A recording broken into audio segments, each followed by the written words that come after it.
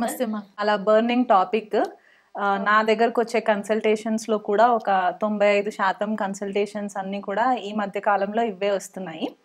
అయితే ఈ ట్రెండ్ ఏదో నిన్న మొన్న వచ్చిన ట్రెండ్ లాగా కాకుండా మనకి ఇది కోవిడ్ టైం నుంచి కొద్దిగా ఎక్కువ ఫోకస్లోకి రావడం అనేది జరుగుతుందన్నమాట.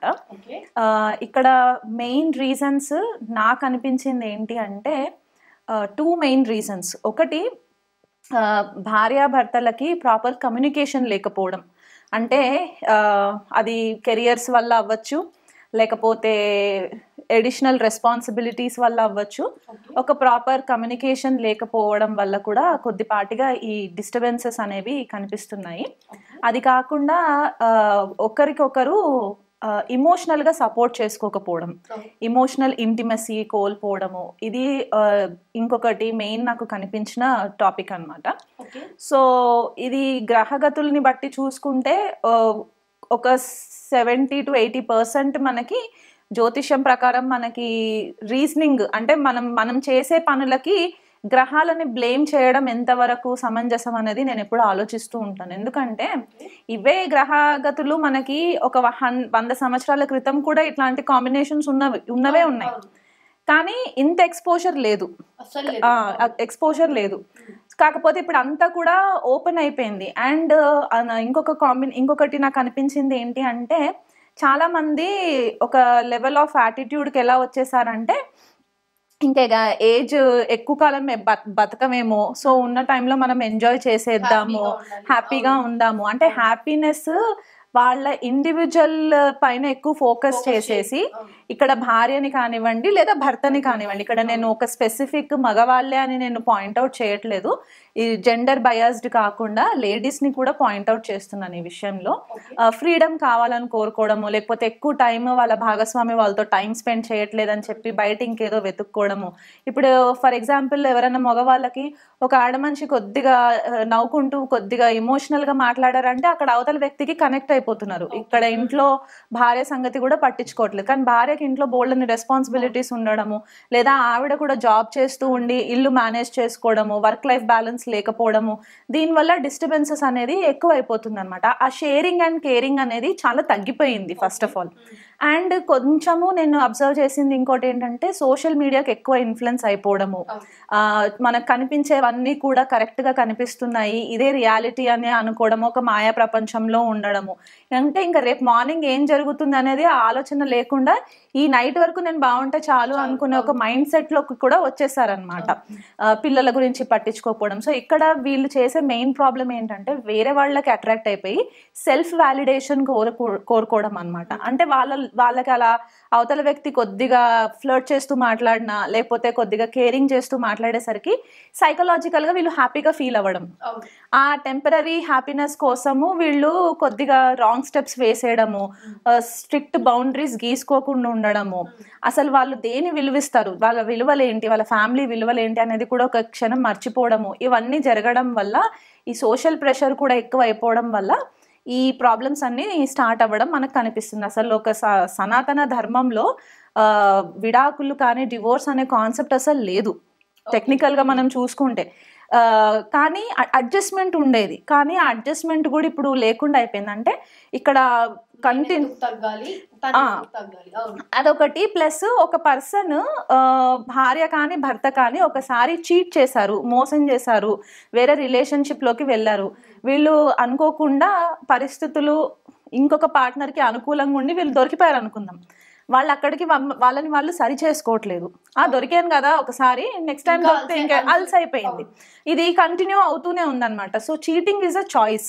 అది నేను కంటిన్యూగా చీట్ చేస్తాను అని మీరు మైండ్ ఫిక్స్ చేసుకుని ఉంటే దానికి ఎవరేం చేయలేరు. మీతో పాటు మీ ఫ్యామిలీస్ కూడా పాడైపోతూ ఉంటాయి. అటు పెద్దవాళ్ళు డిస్టర్బ్ అవుతారు, మీ ఇద్దరికి పుట్టిన పిల్లలు ఇంకెక్కువ ప్రాబ్లమ్స్లోకి ఫేస్ అవుతారు. ఇది ఏమవుతుందంటే గోయింగ్ ఫార్వర్డ్ ఈ చిన్న పిల్లలు రేపు ఒక టీనేజ్కి వచ్చిన తర్వాత బ్రోకెన్ ఫ్యామిలీస్ నుంచి వచ్చిన వాళ్ళు అయిపోతారు. అంటే ఒక డిస్ఫంక్షనల్ ఫ్యామిలీ బ్యాక్గ్రౌండ్ నుంచి వచ్చిన వాళ్ళు అయిపోయేసరికి వీళ్ళకి ఒక ట్రామాస్ ఉండిపోతాయి అనమాట. టైంకి ఫాదర్ సపోర్ట్ ఉండకపోవడము, మదర్ సపోర్ట్ ఉండకపోవడము, దీనివల్ల కంప్లీట్లీ ఫ్యామిలీ ఎన్వైరన్మెంటే చేంజ్ అయిపోతుంది. ఎస్, ఇప్పుడు కొంతమంది ఏంటంటే మేము వెస్టర్న్ కల్చర్ని చూసి ఇన్ఫ్లుయెన్స్ అవుతున్నాం అంటే, ఏ వెస్టర్న్ కల్చర్ వాళ్ళు మనకు చెప్పలేదు మీరు ఇట్లా మీ ఫ్యామిలీస్ని పార్ట్ చేసుకోండిరా అని చెప్పి ఎవరు చెప్పలేదు. ఇది మనలో ఉన్న లౌకిక జ్ఞానం, ఆ జ్ఞానం మనకి మన ఫ్యామిలీ బ్యాక్గ్రౌండ్స్ నుంచి కూడా వచ్చి ఉండాలి. అండ్ ఇంకొకటి కామన్గా నేను అబ్జర్వ్ చేసిన ఇంకొక పాయింట్ ఏంటంటే, ఒకవేళ వైఫ్ అండ్ హస్బెండ్ మధ్యలో ఫర్ ఎగ్జాంపుల్ ఒక 30 ఏళ్ళు లోపు ఉన్న వాళ్ళు 25 to 30 years ఏజ్ గ్యాప్లో ఉన్న వాళ్ళు పెళ్ళిళ్ళు చేసుకున్నారు అనుకోండి, వాళ్ళకి ఇట్లాంటి సమస్య వస్తే పెద్దవాళ్ళ దగ్గరికి వెళ్ళి చెప్పినప్పుడు పెళ్లి చేసేంత వరకు పెద్దవాళ్ళు పెళ్లి చేసేస్తున్నారు, కానీ పెళ్ళైన తర్వాత ఇక్కడ సపోర్ట్ సిస్టమ్ చేంజ్ అయిపోతుంది. సమర్థిస్తున్నారు. అబ్బాయి తప్పు చేస్తే మందలించి అమ్మాయితోటి కాంప్రమైజ్ అయ్యి ఉండేలాగా చేయకుండా, పోతే అమ్మాయి వెళ్ళిపోతే వెళ్ళిపోయింది, నీకు నచ్చిన అమ్మాయితో నువ్వు వెళ్ళిపో అన్నట్టు కూడా కొంతమంది పేరెంట్స్ గైడ్ చేస్తున్నారు. అది రాంగ్. ఎందువల్ల అంటే ఒకసారి తప్పుని మనం ఖండించకపోతే ఇది కంటిన్యూ అవుతూనే ఉంటుంది. ఇప్పుడు ఒక అమ్మాయిని వదిలేసిన అబ్బాయి ఇంకొక అమ్మాయి దగ్గరికి వెళ్ళిన తర్వాత ఆ అమ్మాయితో కూడా ఉంటారని గ్యారంటీ లేదు కదా. సో సేమ్ థింగ్ ఇక్కడ లేడీస్ విషయంలో కూడా అంతే. ఒక మగ మనిషి ఒక లేడీని అంటే ఒక వైఫ్ హస్బెండ్ని వదిలేసి ఇంకొక మగ మనిషి దగ్గరికి వెళ్తే అక్కడ కూడా ఇట్లాగే చీప్ అయిపోతూ ఉంటారు. సో వీళ్ళు సెల్ఫ్ రెస్పెక్ట్ కూడా కోల్పోవడం అనేది కూడా కనిపిస్తుంది. సో కాబట్టి ఈ విషయాలన్నీ కూడా కొద్దిగా కేర్ఫుల్గా మైండ్లో అనాలిసిస్ చేసుకొని, దీనికి ఎవ్వరు కూడా సొల్యూషన్స్ ఇవ్వలేరు. ఇది పోన్ ఏమైపోతుందంటే ఒక సైకలాజికల్ డిసార్డర్ లాగా కూడా స్టాంప్ అయిపోతుంది అనమాట. ఎందుకంటే ఆ టెంపరీ హ్యాపీనెస్ కోసం ఏదైతే డోపమిన్ మనకి బ్రెయిన్లో రిలీజ్ అవుతుందో, ఆ డోపమిన్ లెవెల్స్ని మీరు సాటిస్ఫై చేయడానికి కోసం అని చెప్పి మీ రిలేషన్షిప్ని మీరు డిస్టర్బ్ చేసుకోలేరు కదా. అండ్ మనకి హిందూ సనాతన ధర్మంలో ఉన్న స్పెషల్ రిలేషన్షిప్ మ్యారిటల్ రిలేషన్షిప్.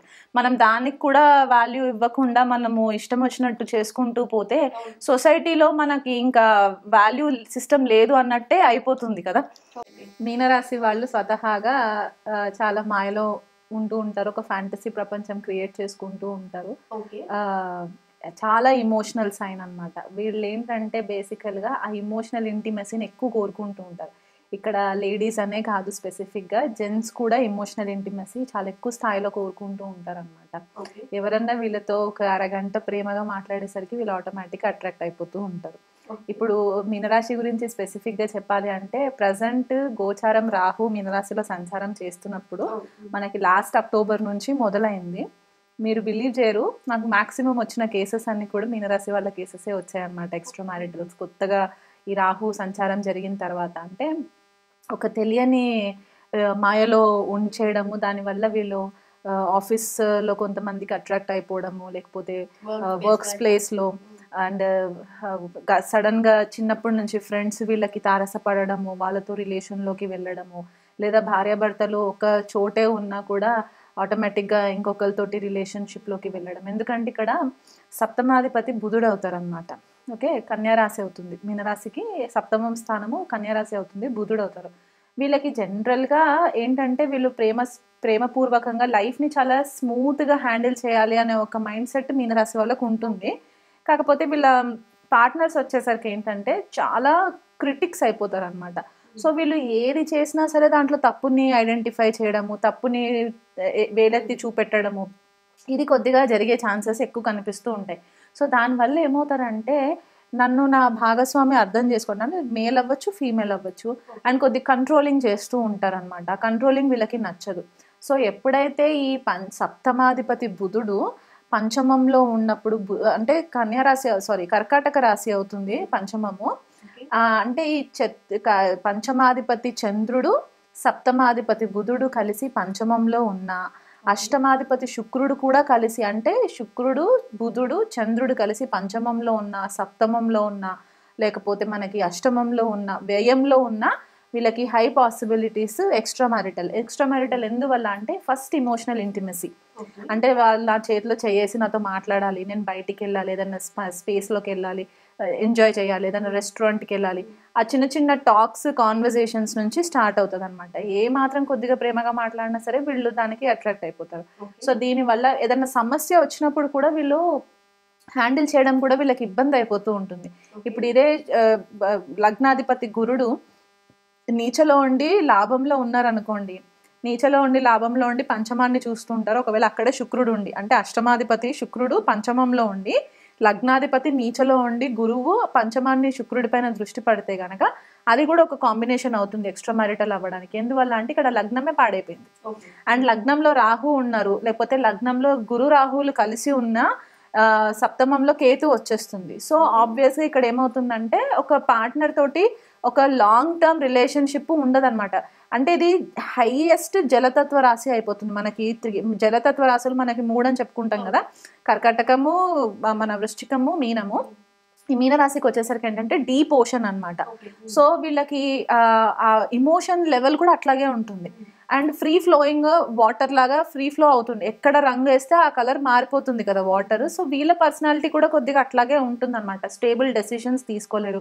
ఎప్పుడైనా గురువు కనుక మీనరాశి వాళ్ళకి, మీన లగ్నం వాళ్ళకి గురువు పాడైపోతే కనుక ఖచ్చితంగా వీళ్ళు ఎదుటి వాళ్ళ పైన డిపెండ్ అవ్వడము డెసిషన్స్ కోసము. బుధుడు కూడా బాధక అవుతారు కాబట్టి బుధుడి యొక్క దశ అంతర్దశలు వచ్చినప్పుడు కూడా వీళ్ళకి ఇబ్బంది పాలవ్వడం. ఇది మనకి ఎక్కువ మీనరాశిలో మనకి 3 నక్షత్రాలు ఉంటాయి. పూర్వ భాద్రపద, ఉత్తర భాద్రపద, రేవతి నక్షత్రం ఉంటుంది. రేవతి వాళ్ళకి ఇంకెక్కువ ఛాన్సెస్ ఉంటాయి అన్నమాట ఎదుటి వాళ్ళకి అట్రాక్ట్ అవ్వడానికి. అంటే ఏ గ్రహమైనా సరే రేవతి నక్షత్రం, ఇప్పుడు శుక్రుడు రేవతి నక్షత్రంలో ఉంటే గనక ఎక్స్ట్రీమ్ ఉచ్చ పొందుతాడు అనమాట, హైయెస్ట్ అనమాట. ఇంకా వీళ్ళు ఏంటంటే ఒక దైవికమైన ప్రేమని కోరుకుంటూ ఉంటారు. డివైన్ లవ్, సోల్ లవ్ అని చెప్పుకుంటాం కదా, అలాంటిది కోరుకుంటారు.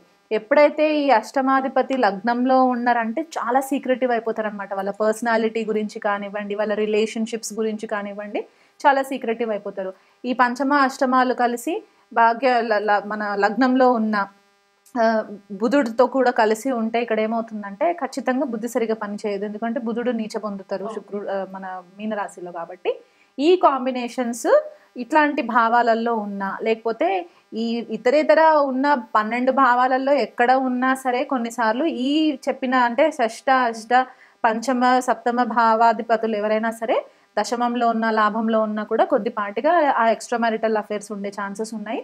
ఇవే కాంబినేషన్స్ మళ్ళీ మనం D9లో కూడా అంటే నవాంశలో కూడా రెక్టిఫై చేసుకోవడానికి ఒక పాసిబిలిటీ ఉంటుంది. ఇది లాంగ్ టర్మ్ ఉంటుందా అంటే ఇంటెన్సిటీని బట్టి.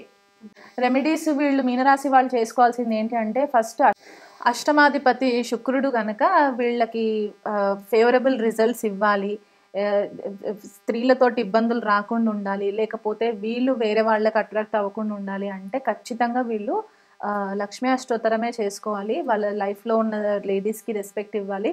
లక్ష్మీనారాయణుడికి సంబంధించి ఏదైనా దీక్షలాగా తీసుకున్నా కూడా హెల్ప్ అవుతుంది. అండ్ గురు దీక్ష, ఏదైనా ఒక గురువుని ఫాలో అవ్వాలి ఖచ్చితంగా. ఎందుకంటే లగ్నాధిపతి గురువు కాబట్టి ఒక గురువుని ఫాలో అయ్యి ఒక సాత్వికమైన మైండ్ సెట్ తోటి ఉండి ప్రాక్టికల్గా ఆలోచించడం కనుక మొదలు పెట్టినా కూడా ఈ గురువు యొక్క బ్లెస్సింగ్స్ వల్ల కూడా వీళ్ళు ప్రాబ్లమ్స్లో నుంచి బయటికి రావడానికి ఛాన్సెస్ ఉంటాయి.